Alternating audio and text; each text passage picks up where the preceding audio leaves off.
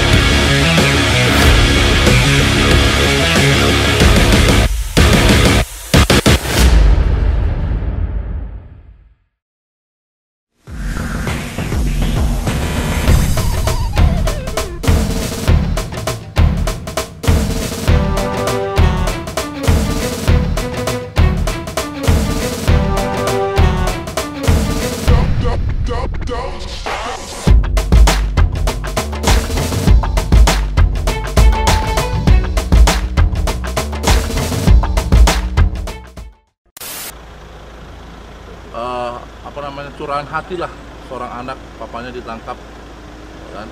Jadi kami kasih waktu kesempatan kepada anaknya. Gimana?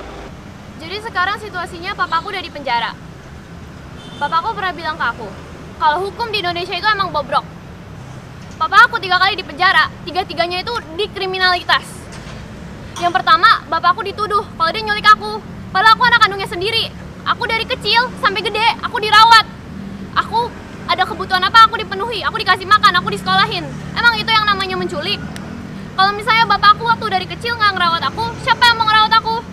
Mama aku aja nggak pernah nengokin aku. Sekarang, bapak aku ada di penjara sekarang karena dia cinta sama klien-klien.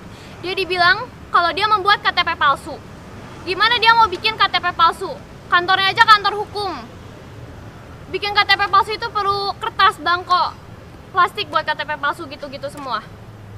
Itu gimana mungkin masuk di akal? Dia dituduh kayak gitu, terus divonis maksimal 6 tahun.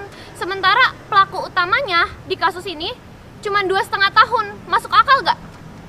Ini aku yakin ini ada permainan di sini. Terus papa aku di kasus ini waktu itu kan udah pernah disidang sekali, udah bebas demi hukum, dia udah jalanin hukumannya. Tapi sekarang dia mau disidang lagi, mau disidang sampai 2 kali.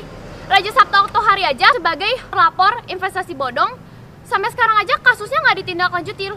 Papa aku di kasus ini waktu itu kan udah pernah disidang sekali, udah bebas demi hukum, dia udah jalanin hukumannya.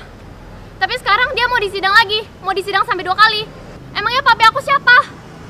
Papi aku tuh cuma mau ngebela korban-korban masyarakat investasi bodong.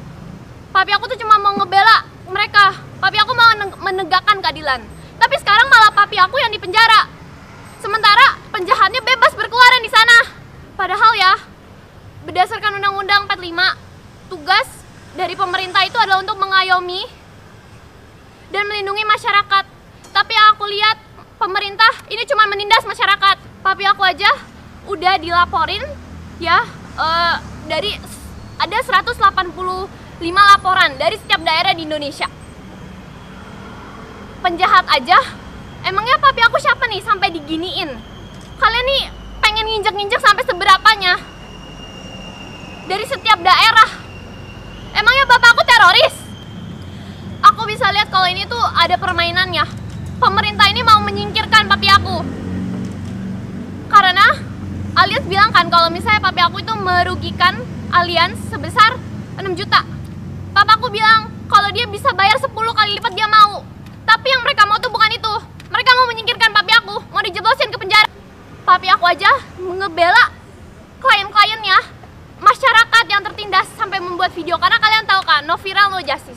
Dia buat video buat kasih tahu ke pemerintah, ini loh ada sampah, di sini loh ada sampah. Tapi video yang dia buat dari 1 jam malah jadi 4 menit. Terus dilaporin UITE, dilaporin polisi. Masa polisi nggak bisa ngeliat itu video dari 1 jam jadi 4 menit, itu video editan. Kayaknya polisi perlu sekolah lagi deh. Dan juga jadi saya minta tolong ke Presiden, Bapak Presiden Jokowi dan Menko Polhukam. Masa Bapak butuh anak kecil buat kasih tahu Bapak gimana untuk menegakkan keadilan? Ini masyarakat Bapak, bukan masyarakat saya. Bapak saya di sini korban. Masa korban malah di penjara?